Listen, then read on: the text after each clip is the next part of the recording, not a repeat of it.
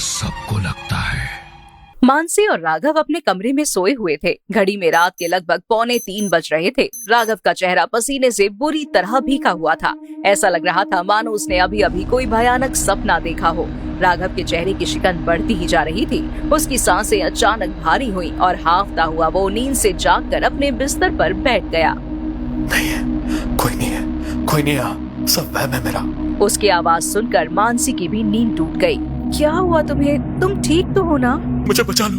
यहाँ पर हमारे अलावा कोई नहीं है राघव, और कोई नहीं मारेगा तुम्हें। पता नहीं किस बात से तुम इतना घबरा रहे हो।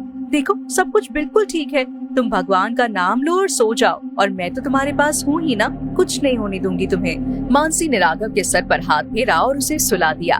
मानसी राघव की गर्लफ्रेंड थी। 6 महीने पहले राघव और मानसी एक पार्टी में मिले। धीरे धीरे दोस्त बने और फिर उनकी दोस्ती प्यार में बदल गई।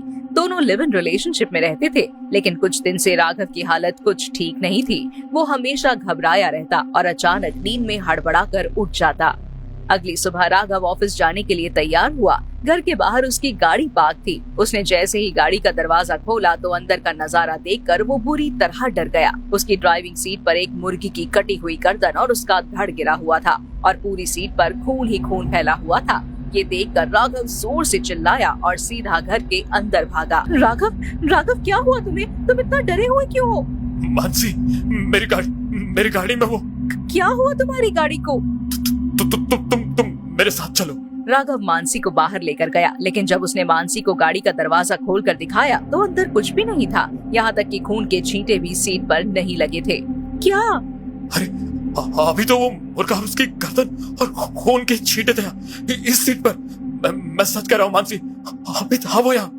रिलैक्स, शांत हो जाओ राघव, कुछ भी नहीं है यहाँ पर। शायद तुम्हें फिर से कोई भ्रम हुआ है। प्लीज तुम अपनी दवाइयाँ टाइम पर लो। मैंने तुम्हारे बैग में भी तुम्हारी मेडिसिन रखी है। ऑफिस जाकर याद से खा लेना प्लीज। और कुछ नहीं है यहाँ पर, जस्ट रिलैक्स। मानसी ने राघव को समझाकर शांत किया। राघव कार ड्राइव करके ऑफिस के लिए निकला, लेकिन पूरे रास्ते उसके दिमाग में बस यही बातें चल रही थी। ऑफिस पहुंचकर उसने अपना लैपटॉप निकालने के लिए अपना बैग खोला, लेकिन तभी उसे अंदर कुछ चुभा और उसकी उंगली से खून निकलने लगा। उसने जल्दी से लैपटॉप बाहर निकाला और बैग के अंदर देखा तो बैग के अंदर एक नींबू रखा हुआ था, जिस पर बहुत सारी पिन्स चुभाई गई थी और नींबू के अंदर से लाल रंग का खून निकल रहा था। ये नींबू, ये खून, ये सब क्या हो रहा है? सुबह कार में वो जो कुछ भी हुआ और अब ये कुछ ना कुछ तो हो रहा है मेरे साथ, लेकिन कुछ समझ नहीं आ रहा। मैं मानसी से बात करूंगा, उसे दिखाऊंगा, तब उसे मानना ही पड़ेगा कि ये सब मेरा कोई भ्रम नहीं है। शाम को राघव घर गया और उसने सबसे पहले अपना बैग खोलकर मानसी को पिन से चुभा हुआ वो नींबू दिखाया, जिसके अंदर से अभी भी खून टपक रहा था।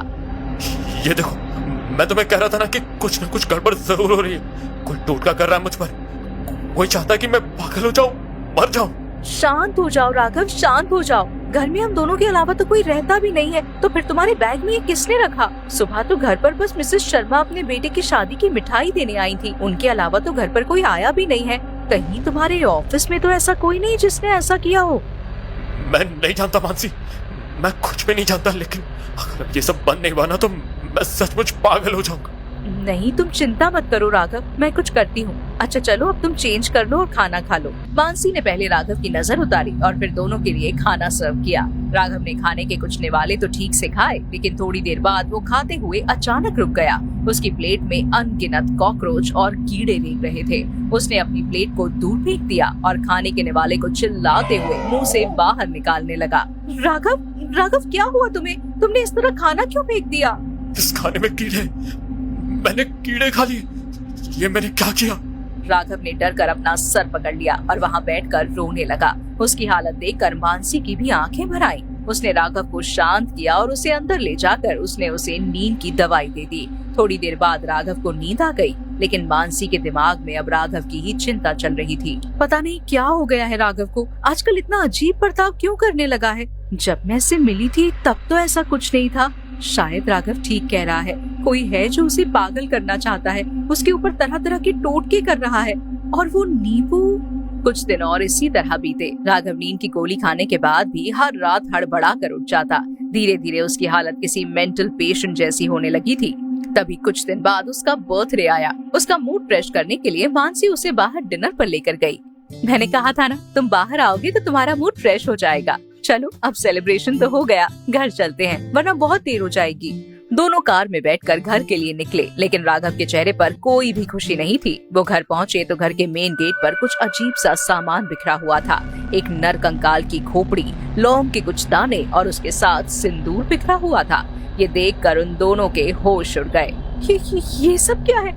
अब तो ये कुछ ज्यादा ही हो रहा है। हम कल के कल ही पंडित जी के पास जाएंगे और जो भी ये सब कर रहा है ना, मैं उसे छोड़ूंगी नहीं। राघव की आंखों में डर साफ दिखाई दे रहा था। वो इतना घबराया हुआ था कि अंदर जाने को भी तैयार नहीं था, लेकिन मानसी उसे हिम्मत देते हुए घर के अंदर लेकर गई। राघव अंदर अपने बेड पर बैठा था। मानसी कपड़े चेंज करने के लिए वॉशरूम गई थी। तभी मानसी को राघव के चिल्लाने की आवाज आई। वो जैसे ही रूम में आई तो देखा कि रूम के फ्लोर पर खून बिखरा हुआ है, जो अभी थोड़ी देर पहले तक कमरे में नहीं था। खून खून मैं आराम से यहाँ पर बैठा था मानसी, और अचानक फर्श पर खून की बूंदें ऊपर आई। मुझे बहुत डर लग रहा है मानसी, ये सब क्या हो रहा है? तुम डरो मत राघव, कभी कभी बिल्ली घर पर आ जाती है। कितनी बार वो घर पर मरा हुआ कबूतर पकड़ के ले आती है। हो सकता है शायद उसी का खून होगा। मैं इसे साफ कर देती हूँ। मानसी खून साफ करने के लिए पोछा लेकर आई, लेकिन वो जितने ज्यादा खून की बूंदें साफ कर रही थी, उसे आगे तक और ज्यादा खून की बूंदें दिखाई दे रही थी। बिस्तर के नीचे भी खून की बूंदें फैली हुई थी।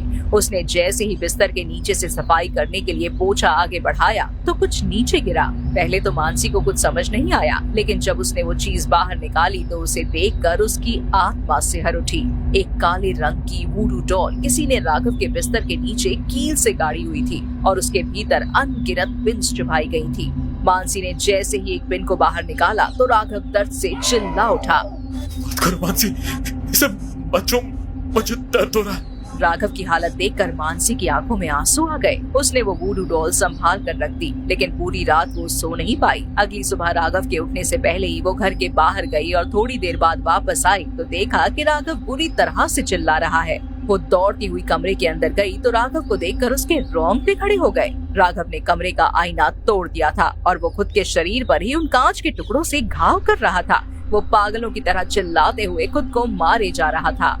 राघव ये क्या कर रहे हो तुम? ये क्या किया तुमने? मैं बस तुम्हारे लिए मंदिर से रक्षा सूत्र लेने गई थी और ये सब क्या हो गया? इस आईने के उस पार कोई खड़ा था मानसी, मुझे मारना चाहता था वो, इसलिए मैंने आईने को तोड़ दिया मैंने।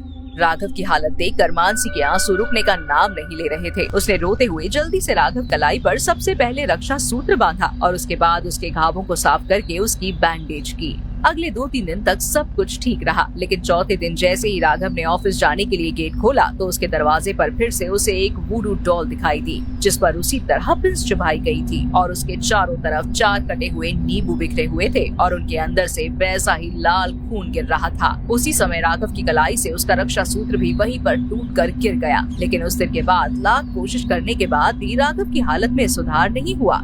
वो बस पागलों की तरह बैठकर अंधेरे कमरे में दीवार को घूरता रहता और मानसी जब भी उसके पास जाती तो वो उसे बड़े ही भयानक तरीके से देखता और जोर जोर से हंसने लगता। तू बचाएगी मुझे? नहीं, मुझे कोई नहीं बचा सकता। तुझे पता है, बस 3 दिन है मेरे पास, बस 3 दिन है मेरे पास, और 3 दिन के बाद मैं मर जाऊंगा। अब मैं ये सब नहीं संभाल सकती। मैं आज ही राघव के घर वालों को कॉल कर दूंगी। मुझे कुछ भी करके राघव को बचाना होगा। मानसी ने राघव के घर वालों को कॉल किया। वो गांव में काफी दूर रहते थे तो राघव के पास पहुंचते पहुंचते उन्हें लगभग 2 दिन लग गए। 2 दिन बाद वो घर आए तो घर की डोरबेल बजी। मानसी दरवाजा खोलने ही गई थी, तभी उसे अंदर से राघव की चीख सुनाई दी। वो सभी जल्दी से दौड़कर अंदर कमरे में गए तो राघव अंदर नहीं था, लेकिन वॉशरूम से पानी चलने की आवाज आ रही थी। उन्होंने अंदर जाकर देखा तो राघव ने अपना सर वॉश बेसिन के कांच में दे मारा था। पूरे बाथरूम में उसका खून फैला हुआ था।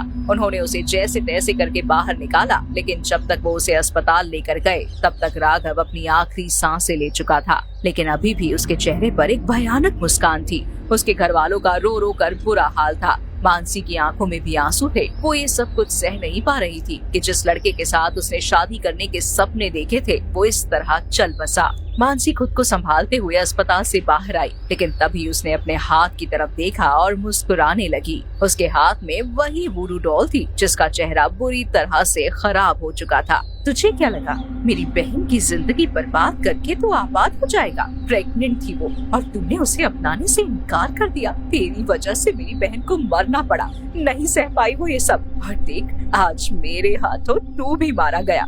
कितना सुकून मिला है मुझे आज। मेरी बहन का बदला पूरा हुआ। अब उसकी आत्मा मुक्त हो पाएगी, लेकिन तेरी आत्मा को तो शायद मरने के बाद भी मुक्ति नहीं मिलेगी।